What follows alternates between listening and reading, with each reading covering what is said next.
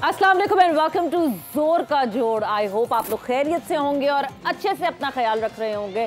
Another day, another show and a lot to discuss again, because आज जो है obviously हम क्रिकेट पे तो रेगुलरली बात कर रहे थे, बट देन हम बात करते हैं अपने कौमी खेल की, जिसपे ऑब्वियसली ये बड़ी शिकायत है और बिल्कुल सही शिकायत है कि उस पर उतनी अटेंशन नहीं दी जाती जितनी अटेंशन देनी चाहिए। And that is the reason कि हमें मुसलसल डाउनफॉल दिखता है। हमने रिसेंट वीक में जो है बहुत ज़्यादा फोकस किया पाकिस्तान हॉकी पे, और पाकिस्तान हॉकी पे जिस तरह दो अलग कैंप्स लगे हुए थे उनके ऊपर डिस्कशन हुई। शाहिद खान आफरीदी ने स्पेशली प्राइम मिनिस्टर साहब से रिक्वेस्ट की कि इसको सॉर्ट आउट किया जाए। 2 दिन में वो मामला सॉर्ट आउट किया गया, इवेंचुअली कैंप लगा and then Pakistan hockey team Azlan Shah के लिए रवाना हुई। एंड अब वो वक्त आ गया है कि कल पहला मुकाबला होगा पाकिस्तान हॉकी टीम का। उसके हवाले से आज हमारा फोकस रहेगा इस प्लेटफॉर्म पे, आज हमारी डिस्कशन रहेगी। मैं हूं सवेरा पाशा और मेरे साथ मौजूद हैं हाफिज़ मोहम्मद इमरान। और बिल्कुल सवेरा, जैसे आपने हॉकी का जिक्र किया है और कौमी खेल का की जिक्र हो उसका, और पाकिस्तान की तारीख उसके बगैर मुकम्मल नहीं होती है, क्योंकि अगर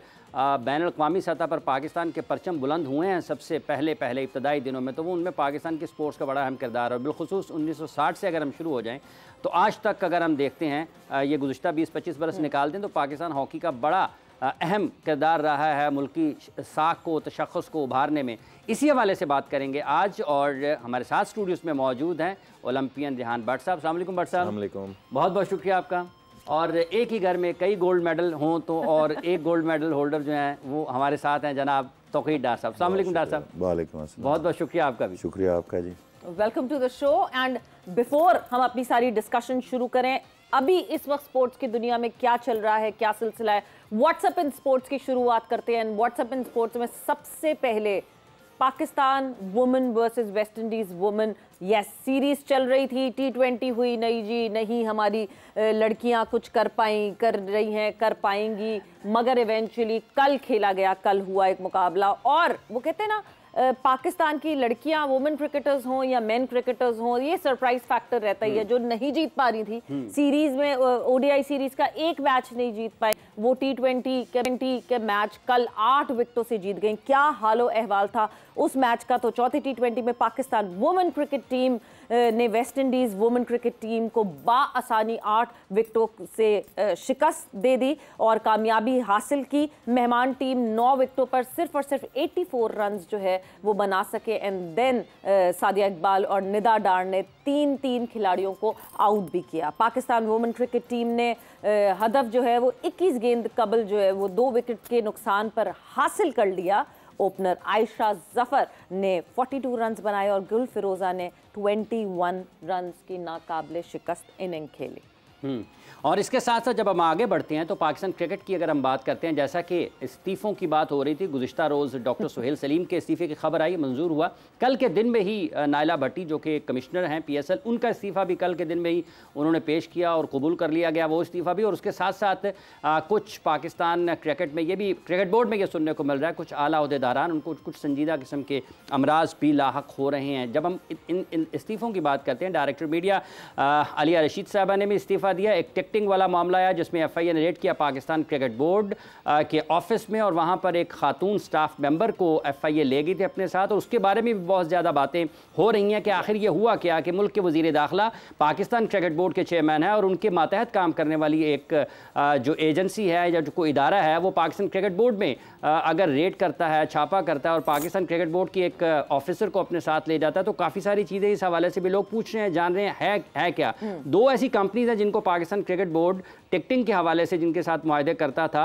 उनमें से एक को इस मरतबा नहीं मिला, उसने पाकिस्तान क्रिकेट बोर्ड के ख़िलाफ़ पहले अपील की, फिर कोर्ट में गए, कोर्ट ने वापस पाकिस्तान क्रिकेट बोर्ड के बाद भेजा, उसकी अपील को रिजेक्ट कर दिया गया। इसी दौरान ये जो टिकटिंग ये वाला मामला ना सवेरा, इसमें बड़ी दिलचस्प चीज़ है कि एक बड़े ताकतवर मुल्क की एम्बेसी ने पाकिस्तान क्रिकेट बोर्ड से ये रिक्वेस्ट किया कि आप हमें कुछ टिकटें चाहिए। उन्होंने कहा जी कि हम, पाकिस्तान क्रिकेट बोर्ड ने कहा बराह रास्त तो नहीं करते हैं आप। उन्होंने बुकमी की तरफ उनको, जो कि एक कंपनी है, उनकी तरफ भेज दिया। उस कंपनी ने कहा जी कि हम नहीं कर सकते हैं, आपको इस तरीके से आपको ऑनलाइन ही परचेज़ करना पड़ेगी। वो जो एम्बेसी थी जहाँ पर पाकिस्तान क्रिकेट बोर्ड के मौजूदा चेयरमैन और CEO साहब भी मौजूद थे जब ये सारी FIA वाली कार्रवाई हुई, तो उन्होंने कैश दिया उन खातून को। हाँ। खातून ने वो कैश लिया जो पाकिस्तान क्रिकेट बोर्ड के में मौजूद थी, उन्होंने वो कैश लिया, कैश लेकर टिकटें उनको दी। बाद में जो उनकी आपस में एक आध कोई वॉइस नोट शेयर हुआ वो इन दिनों लोगों तक पहुंच भी रहा है। उन्होंने जो 1 लाख या 1.25 लाख जितनी भी रकम कहा जाती थी वो उस कंपनी को कहा कि आप ये मेरे से ले लें जो मेरे पास पहुंची हुई है टिकटों की मद में, लेकिन कंपनी ने वो ना ली। उन्होंने ये किया कि फिर उन्होंने वो जो रकम थी वो पाकिस्तान क्रिकेट बोर्ड के अकाउंट में जमा करवा कर ईमेल पाकिस्तान क्रिकेट बोर्ड को भी कर दी और उनको भी कर दी। उसके बाद ये इंक्वायरी एक हुई कि आखिर ये क्या मामला हुआ।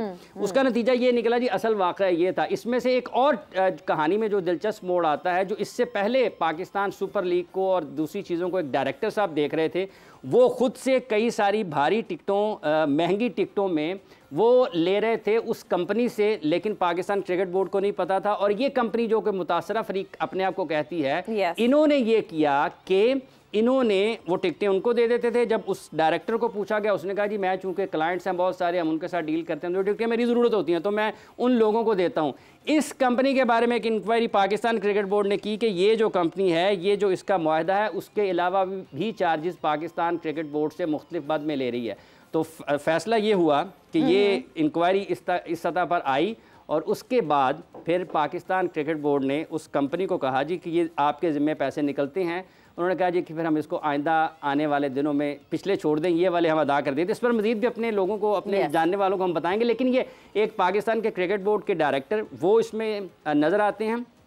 वज़ीर दाखिला साहब जो हैं, उन्होंने बग़ैर इंटरनल इंक्वायरी के FIA को ये कह दिया जी कि आप उनको ले लें उन खातून को। और उन्होंने फिर वहाँ पर FIA ने इंक्वायरी की तो उन्होंने FIA ने इस नतीजे पर पहुंची, तमाम उन्होंने वो ईमेल्स और सारा डेटा उनको दिखा दिया कि ये इसकी सारा पस मंज़र है। तो उस कंपनी के लोगों को भी बुला लिया और उनको भी सारी चीज़ें उनसे भी देख ली। फिर ये तय हुआ जी कि उसको खातून बेचारी जो है उसको एमी उन्होंने हिरासत में ले लिया था। बट आप ये देखें ना कि हाफिज हाउ बैड इट इज, मतलब आप ये देखें ना कि किस तरीके से ये सारा ऑपरेट किया गया है और किस तरीके से ये हुआ है। ये इंटरनल इंक्वायरीज होती हैं, या तो उसको इंटरनली हैंडल करें, या मुझे ये लगता है कि अब विकेटें गिराने का टाइम आ गया और एक एक करके विकेटें गिर रही हैं। एक विकेट जिन खातून की आप बात कर रहे हैं वो भी पिछले टेन्योर की थी, पिछले मैनेजमेंट के साथ आई थी। उसके बाद ठीक है, आई report against I doctor Suhail के, डॉक्टर सुहेल दूसरी वो विकेट थे। एंड तीसरी विकेट आपको इस वक्त स्क्रीन पे दिख रही है, नाइला भट्टी साहिबा, जिन्होंने कर दिया। कल ही हम ऑफ एयर जो है उस हवाले से बात करें। सो यस, और डिटेल में इस पे डिस्कशन होगी। बट मूविंग ऑन फर्दर और व्हाट्सएप इन स्पोर्ट्स में आगे हम बात करते हैं। पाकिस्तान क्रिकेट टीम के दौरा जनूबी अफ्रीका के स्केड्यूल का जो है वो ऐलान कर दिया गया है। पाकिस्तान क्रिकेट टीम इस साल के आखिर में जनूबी अफ्रीका के दौरा करेगी, जहां पे 2 टेस्ट मैचेस, 3 वनडे और 3 T20 इंटरनेशनल मैचेस खेले जाएंगे। सो यस, दौरा साउथ अफ्रीका जो है उसका भी ऐलान हो गया है। और इसके साथ साथ वनडे और T20 की सालाना जो टीम रैंकिंग में भारत पहले नंबर पर बरकरार है, नज़र आ रहा है। सालाना रैंकिंग में टीमों ने रेटिंग पॉइंट्स में वक्फा कम किया। वनडे में ऑस्ट्रेलिया का दूसरा, साउथ अफ्रीका का तीसरा और उसके साथ साथ पाकिस्तान चौथे, न्यूजीलैंड 5वें और इंग्लैंड 6ठे नंबर पर मौजूद है। T20 में पाकिस्तान 7वें नंबर पर है। बिल्कुल जी। And then in the end, जहां हम डॉक्टर सुहेल सलीम की बात कर रहे थे, डॉक्टर सुहेल सलीम के अगेंस्ट एक पूरी जब एक रिपोर्ट आई, जो कि एक इंडिविजुअल पैनल ने जो है वो रिपोर्ट पूरी दी, इस मेडिकल पैनल जो पाकिस्तान क्रिकेट बोर्ड का मेडिकल पैनल है उसके हवाले से, तो not just Ehsanullah, there were many other names जिनके केसेस को मिस हैंडल किया गया था, डिले किया गया था।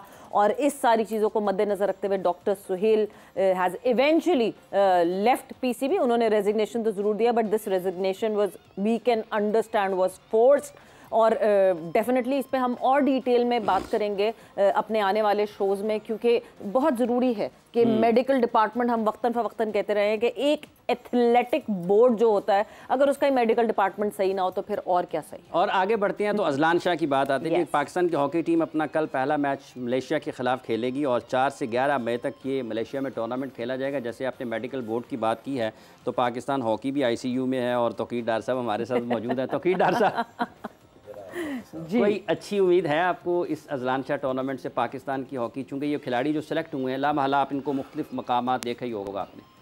पहले तो मैं टीम के सिलेक्शन से बिल्कुल मुतमईन नहीं हूँ। नहीं है? हाँ, नहीं हूँ। अच्छा, मेरी ज़ाती राय है। ठीक है। रेहान की मुख्तलिफ हो सकती है, आप दोनों की उससे भी मुख्तलिफ हो सकती है। मेरी ज़ाती राय में 3-4 लोग जो हैं वो सिफारशी इस टीम में गए हैं। सिफारशी हैं? जी हाँ। ठीक है। अच्छा, दूसरा मुझे ये समझ नहीं आती कि रोनाल्ड ऑल्टमन जो है वो अपना बैकपैक लेके शायद एम्स्टर्डम एयरपोर्ट पे बैठा रहता है और उसको कॉल जानी होती है पाकिस्तान से, वहीं से और 30 साल में हमारा जी हमारा ह्यूमन रिसोर्स जो है उसने एक कोच भी इस काबिल नहीं डेवलप किया। हम 4 बार वर्ल्ड चैंपियन और 3 बार ओलंपिक चैंपियन रह चुके हैं, और पस्ती का ये आलम है कि हमें एक 70 साल बाबा चाहिए हॉलैंड से, जो वहाँ रिटायर हो चुका है, जिसको कोई क्लब भी इस वक्त नहीं हायर करता। और उसकी सीवी मुझे तो समझ नहीं आती कि क्या 4 साल में अभी ओलंपिक क्वालिफायर पे टीम क्वालिफाई नहीं कर सकी ओलंपिक गेम्स के लिए। Oltmans was the coach, junior team semifinal qualify नहीं किया, ऑल्टमन्स वाज द कोच। मसला क्या है? मेरा ख्याल वहाँ भी वो कट शट चल रहा है, जो भी लोग उसको बुलाते हैं शायद आधे पैसे वो खुद रख लेते हैं। मेरी जाती राय है, मैंने पहले ही आपसे कह दिया। आपको आप जो यहाँ बता रहे हैं वो आपकी जाती राय। हाँ, तो लिहाजा वो किसी और पे लागू नहीं होती। तो टीम जो है उसमें भी 3-4 लड़के, मैं नाम नहीं ले सकता क्योंकि वो भी हमारे बच्चे हैं, लेकिन वो पाकिस्तान की टीम है, इसलिए आइडेंटिफाई करना मेरा, आपने बुलाया है और मेरा फ़र्ज़ है, लोग सुन रहे हैं, as a commentator, as a ex hockey player, क्योंकि मैं ग्रास रूट लेवल पे काम करता हूं, तो मैं तकरीबन सब बच्चों को, रेहान और मैं दोनों जानते हैं। ये तो वैसे ही क्वालिफाइड कोच है, तो मैं क्योंकि ग्रास रूट लेवल पे काम करता हूं तो हमारे हाथों से बच्चे निकले हैं। तो मेरी जाती राय में 4 बच्चे जो हैं वो सिफारशी हैं इस टीम में। अच्छा, 4 बच्चे सिफारशी हैं और कोच भी, इसका मतलब है कोच तो मेरी समझ से बाहर है ना। वो तो देखें, हमारे दिमाग में से स्लेवरी अभी तक नहीं निकली। It is almost 77 years we are still slaves. Cricket का कोच हमें बाहर से चाहिए, सब सफेद चमड़ी वाला चाहिए, हॉकी का कोच, फुटबॉल का कोच, बास्केटबॉल का कोच, जो गो अराउंड, ठीक है। पूरी आप पाकिस्तान की स्पोर्ट्स उठा के देख लें, किसी जगह आपको पाकिस्तानी कोच नहीं नजर आएगा। पाकिस्तानी कोच इस वक्त हॉलैंड में कोचिंग कर रहे हैं, इंग्लैंड में कोचिंग कर रहे हैं, इजिप्ट का कोच पाकिस्तान का है, आयरलैंड में नासिर लड़का है, कतर में, ओमान में, पूरी दुनिया में हमारे हॉकी प्लेयर्स हाईली क्वालिफाइड है। वर्ल्ड हॉकी फेडरेशन का प्रेसिडेंट पाकिस्तानी है, तैयब इकराम। अच्छा, ओ भाई, क्या इस मुल्क में 24 करोड़ आवाम में यार तुम्हें कोच नहीं मिलता कोई? एक तरफ हम कहते हो पैसे नहीं है, बच्चों को देने के लिए डेली नहीं है, ऑल्टमैन्स को देने के लिए तुम्हारे पास डॉलर है। मतलब यार कहीं तो, और व्हाट हैव वी अचीव्ड? कुछ तो बताएं ना हमें भी कोई, कि रेहान बट वो क्या नहीं कर सकता जो ऑल्टमैन्स करता है, मतलब हर जमान नहीं कर सकता। मतलब घर की मुर्गी दाल बराबर वाली बात है। रेहान बट के ये मतलब कोई भी आप भाई पाकिस्तानी जब तक, अच्छा यहाँ क्या होता है, पाकिस्तानी कोच जाता है एक टूर पे, अब एक team rank 16th in the world है, तो आप उससे क्या, मतलब what do you imagine that coach has got a magic wand in his hand कि वो जाएगा और वर्ल्ड कप जीत के आ जाएगा। वो टीम 12वीं होके आती है, इंस्टेड ऑफ अप्रिशिएट करना उसको सैक कर दिया जाता है, बिकॉज अपनी कुर्सी बचानी है प्रेसिडेंट ने और सेक्रेटरी ने। दे वोंट से कि यार इसने बहुत अच्छी परफॉर्मेंस दी है भाई, हम यही एक्सपेक्ट कर रहे थे। They would say ji team की परफॉर्मेंस बहुत बुरी है। बिल्कुल, जाने से पहले भी झूठ बोला जाता है और वापसी भी और झूठ बोला जाता है। इसी झूठ पे जो है हम रोकेंगे, क्योंकि हम एक ब्रेक पर जाएंगे, और जब ब्रेक से वापस आएंगे तो यस, क्यों हम अभी तक उस स्लेवरी माइंडसेट में हैं कि हमें एक बाहर का ही कोच सुधार सकता है और सही कर सकता है। क्या हमारे कोचेस में कोई लैकिंग है? क्या ज्यादा प्रोफेशनल होते हैं जो बाहर से कोचेस आते हैं? बात करेंगे डिटेल में आफ्टर द शॉर्ट ब्रेक।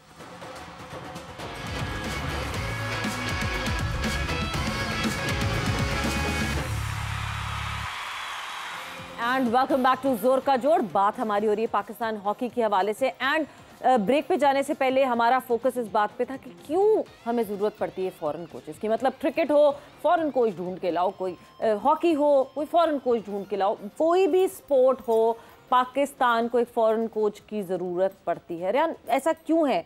क्या पाकिस्तान के कोच प्रोफेशनल नहीं होते, या जो हमेशा जो ऑर्गेनाइजेशन जो कंप्लेन करती है ना वो यही करती है? मतलब आप पाकिस्तान क्रिकेट बोर्ड से पूछ लें, आप पाकिस्तान हॉकी फेडरेशन से पूछ लें, उनकी कंप्लेन ये होती नहीं जी वो भाईबंदी में लग जाते हैं, उनका बायस अलग होता है, ये आते हैं।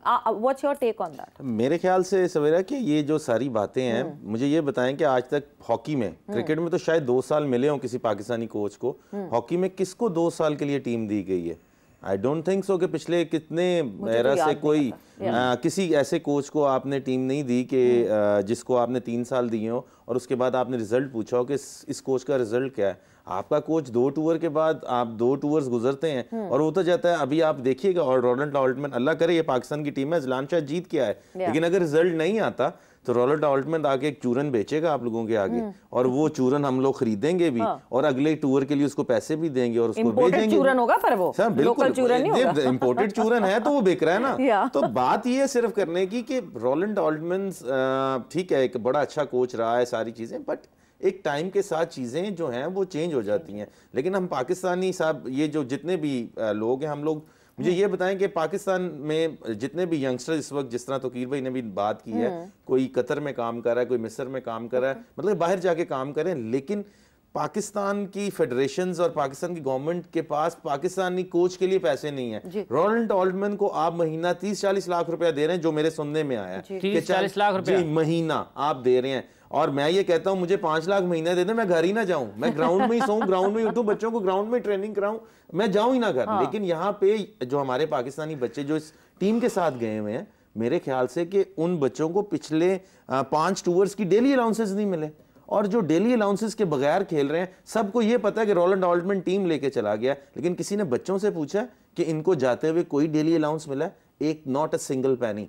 तो आप क्या करते हैं कि इस टीम के से क्या आप क्या करते हैं, क्या चीजें हैं? कोई बंदा ये नहीं सोच रहा कि प्लेयर का क्या बन रहा है, सब ये सोच रहे हैं कि इस फेडरेशन ने आना है या इस फेडरेशन ने आना है या रोलैंड ऑल्टमैन को हमने 40 लाख देना है। भाई बच्चों को क्या मिला है, बच्चों को क्या दिया आप लोगों ने? तो ये सारा फैक्टर है। तो ये जो सिलेक्शन पे तोकीर साहब ने कहा, असल तो बात वो है ना। मैं इनके साथ एग्री करता हूँ तोकीर भाई, आपके ख्याल में भी मैं, क्योंकि मैं कराची एक कैंप कराची में मैं उसको हैंडल करके आया हूँ, और जो बच्चे मेरे पास थे उनमें से 2-3 बच्चे ऐसे थे कि जो डिजर्व करते थे कि उनको आना चाहिए था टीम में। और 2-4 नाम ऐसे हैं कि जब मैंने टीम भी सुनी तो मैं भी सरप्राइज था कि ये बच्चे कैसे टीम में आ। डार साहब, ये जो बात है सवेरा, सबसे अहम बात एक और ही है, वैसे तो बहुत सारी अहम बातें होंगी, ये भी एक, हम कहीं नज़र नहीं आते हैं हॉकी में, ठीक है, मतलब हम ख्वार हैं, लेकिन उसके बावजूद भी आपके और आपके ख्याल में 4 लोग जो है वो पाकिस्तान हॉकी टीम में ऐसे गए हैं जो मेरिट पर नहीं आते। और ये टीम रोलैंड ऑल्टमैन ने सिलेक्ट की है, mind you, there was no other selection committee. Manzoorul Hasan साहब गए थे, उन्होंने सिर्फ साइन किया just to give him company, वो पीओए की तरफ से गए थे। It is all together selected by the coach Oltmans, okay. तो इसमें आप किसी पाकिस्तानी को बायस नहीं कह सकते, ठीक है। और जो जितनी आपका ग्लोरियस पास्ट है उसमें सब पाकिस्तानी कोच ही थे, वो बायस नहीं थे। आज का पाकिस्तानी बायस्ड हो गया, हाँ, लेकिन वो उनको 2-3 साल आप देते थे, अकाउंटेबिलिटी होती थी, फैसिलिटीज दी जाती थी, इन्वायरमेंट ऐसी दी जाती थी कि वो अपने आप को साबित कर सके। इस तरह नहीं होता था कि आप एक टूर्नामेंट पे गए हैं, वापस आए हैं, 16वें रैंक की टीम गई है, वापस 12वें रैंक की होके आए तो उसका कोच चेंज कर दो कि भाई तू वर्ल्ड कप क्यों नहीं जीत के आया। और कोई पूछने वाला नहीं है, कोई अकाउंटेबिलिटी नहीं है। नहीं, अकाउंटेबिलिटी तो एक सवाल आपने मेरे से करना है, एंड पे कि हॉकी कैसे ठीक हो सकती है। वो बिल्कुल बिल्कुल, हम यहाँ पे सिर्फ प्रॉब्लम्स की बात नहीं करते, हम सॉल्यूशन ढूंढने की भी बात जब से इसकी कॉल आई है ना, तो मैं इसका जवाब खुद भी ढूंढ रहा था ना, तो आखिरकार मुझे मिला है तो मैं दूंगा। ठीक है, जरूर। बट एक बात आपने कही कि कराची के कैंप में 2-3 लड़के ऐसे थे जो आपको लगता था, इस वक्त क्या रेशो है जो स्क्वाड जो हुआ है, ये जो 18 लड़के हैं, रेशो क्या है? कितने इस्लामाबाद के लड़के जो इस्लामाबाद के कैंप में थे लड़के और जो कराची के कैंप में थे, व्हाट्स द रेशो? तो इस वक्त देखिए, इस्लामाबाद में कैंप था, इस्लामाबाद में ट्रायल था, रोलैंड ऑल्टमैन इस्लामाबाद में ही ट्रेनिंग करवा रहा था। तो मेरे ख्याल से कि 80% उन लोगों के लोग हैं और 20% कराची के जो लड़के थे उधर से इन्होंने सिलेक्ट किए हैं। तो नहीं तो अगर यानी उन लड़कों ने सफर किया उस वजह से, क्योंकि हम मुसलसल हमें हॉकी प्लेयर्स जो हैं वो कांटेक्ट करके ये कह रहे थे कि हम कंफ्यूज हैं कि हम इस कैंप में जाएं या इस कैंप में जाएं, क्योंकि हमें धमकियां इस बात की मिल रही हैं कि उस कैंप में जाओगे तो यहाँ से बाइकआउट करना पड़ेगा, हम तुम्हें यहाँ से बाइकआउट करवा देंगे।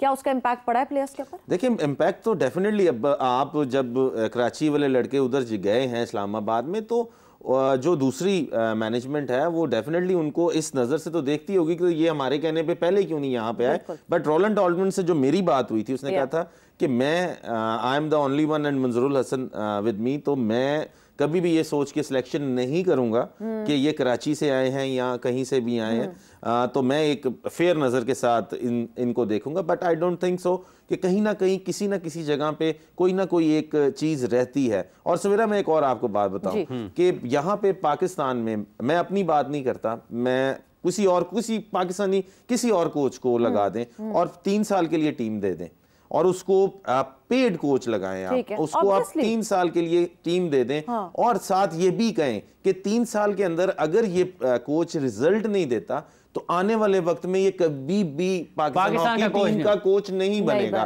अकाउंटेबिलिटी रखें ना, हर बंदा अगर नहीं का परफॉर्म करता तो थैंक यू वेरी मच, आप जाएं, नए को चांस दिया जाएगा, लेकिन अगर पाकिस्तान के मुझे पता है कि अगर एक टीम दे के पाकिस्तान के किसी कोच को 3 से 4 साल दे दें तो टीम ऑटोमेटिकली बिल्ड कर जाती है, ऑटोमेटिकली एक अंडरस्टैंडिंग और चीज़ें डेवलप हो जाती हैं और टीम परफॉर्म करना शुरू। कितना पेशेंस हमारे यहाँ कोई दिखाया? अच्छा, ऐसा नहीं हो सकता कि ये जो कोचिंग असाइनमेंट है ये ट्रांसपेरेंट हो जाए जी, और मुझे और इसको और आपको किसी को कोई तकलीफ ना हो? उसके लिए क्या करना है? कोई बहुत बड़ी रॉकेट साइंस तो है नहीं है।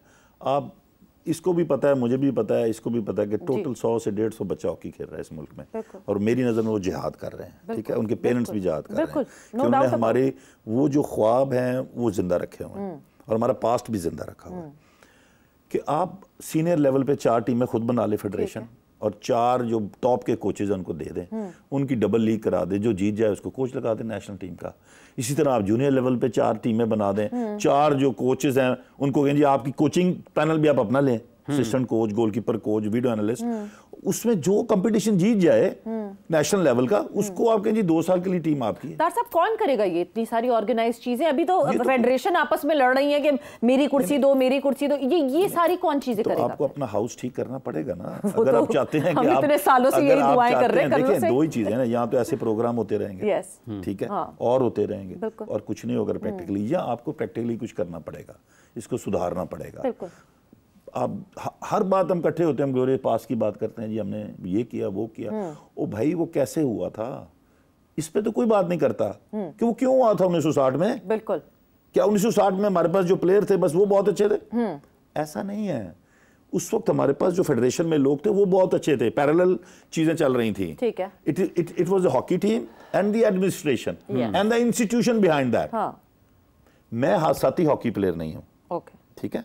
मैं जब पैदा हुआ था तो मेरा वालिद ओलंपिक चैंपियन, मैं खानदानी हॉकी प्लेयर, मेरी आप बात समझ रहे हैं? तो हमने जब से आंखें खोली है ना, हॉकी की हिस्ट्री की बातें सुनी है अपने ड्राइंग रूम में, कुछ नहीं और सुना। हॉकी पाकिस्तान की माँ टेबल पे होती हुई देखी है, समझ रहे हैं? तो हम मुझे एक बात का इल्म है, वैसे ही जैसे मेरे सामने हुई है। 1960 में मैं पैदा नहीं हुआ था, लेकिन मुझे उसके बारे में भी वही नॉलेज है।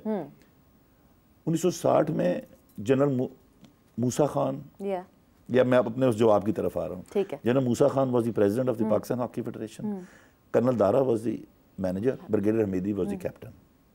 तो कौन सी इंस्टीट्यूशन पीछे खड़ी थी? पाकिस्तान आर्मी। बताए ना, पाकिस्तान आर्मी इंस्टीट्यूशन जो, या बताए ना, मैंने आपको 3 लोगों के नाम लिए हैं। अफवाज पाकिस्तान। कौन था पीछे खड़ा? The forces of Pakistan. There was an institution behind that. उस ग्लोरियस पास को शुरू करने में एक इंस्टीट्यूशन खड़ी थी ना, जिसने फाइनेंशियल सपोर्ट कर रही थी, एडमिनिस्ट्रेटिव सपोर्ट कर रही थी, ठीक है सर। उसके बाद 6 साल के बाद जब वो जाते हैं तो कौन रिप्लेस करता है? एयर मार्शल नूर खान, ठीक है। उसके बाद किसी पॉलिटिशियन ने नहीं हॉकी को टेक ओवर किया, ना किसी मेरे तरह के दबंग हॉकी प्लेयर ने ले लिया और उसको बर्बाद कर दिया। No no no, government knew कि इसको चलाने के लिए जितना ही अच्छा हॉकी प्लेयर चाहिए उतनी अच्छी एडमिनिस्ट्रेशन भी चाहिए, और हमें बंदा चाहिए जिसको पैशन हो इस मुल्क के साथ, हॉकी के साथ। They brought in, when he said enough is enough, they brought in air marshal नूर खान।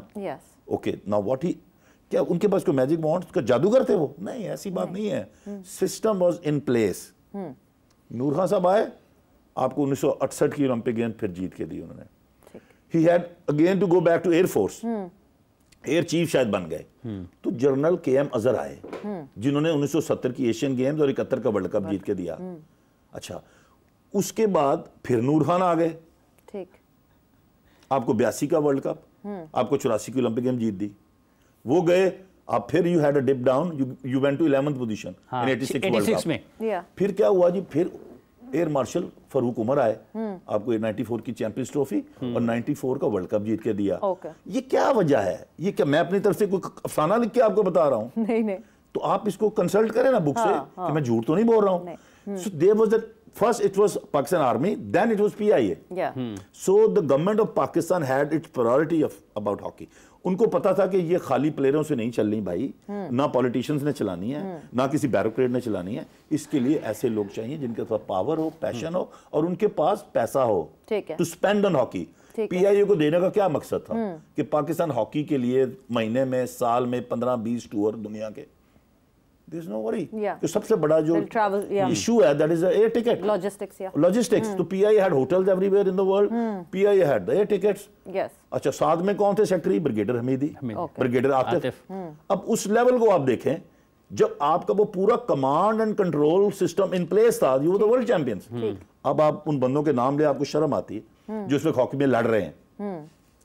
मुझे उनके नाम लेते हुए भी शर्म आ रही है। बिल्कुल कि जो दो धड़े बन गए हैं, इनमें जो लोग इस वक्त जंग लड़ रहे हैं ना, वो जो सिपा सलार हैं, जी, मतलब मुझे उनका नाम लेते हुए भी शर्म आ रही है। यानी फिर आप इस पाकिस्तान हॉकी का अब ये हाल है कि उन लोगों के बाद अब ये लोग इसको ठीक करेंगे और 16वें से ये वर्ल्ड कप लेके। यानी दार साहब फिर आप इस स्टेटमेंट से एग्री करते हैं कि हमारी हॉकी को बर्बाद करने में सबसे बड़ा हाथ हमारे फॉर्मर ओलंपियंस का? मैंने तो आपको पहले ही ये बताया, पिछले प्रोग्राम में आपने फोन पे मुझे लिया था।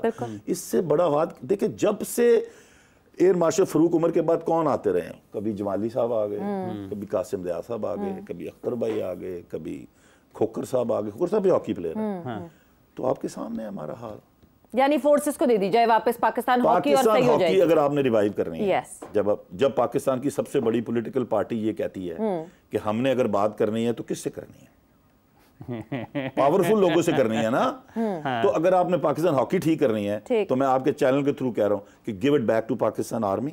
ओके, एटलीस्ट 4-स्टार जनरल शुड हैव। इतना सब कर रहे हैं वो, और क्या क्या करेंगे पाकिस्तान हॉकी? ये तो बहुत जरूरी है ना। अगर आप देखिए, आपने मुझसे सवाल किया, जी जी, ये मेरी राय है, मैं आप पे थोप नहीं रहा हूं, मैं अपनी राय दे रहा हूं। आपने मुझे बुलाया है कि पाकिस्तान आर्मी को दे दें। पाकिस्तान आर्मी में ऐसे ब्रिगेडियर लेवल के लोग हैं जिन्हें मैं जानता हूं, जिनके जो सर्विंग ब्रिगेडियर है उनको लगाएं सेक्रेटरी, जिनमें पैशन है हॉकी का। ब्रिगेडियर ताहिर भट्ट हैं जी, जिन्होंने ये हॉकी हमें हरीना DHA हॉकी अरीना, आपने कभी विजिट नहीं किया, अगर आप कभी जाए ना तो मेरा ख्याल दुनिया में ऐसा हॉकी का अरीना कहीं नहीं है जो कि लाहौर में है, जो DHA ने बनाया है, 4 कोर ने बनाया था जब वो ब्रिगेडियर यहाँ पे पोस्टेड था।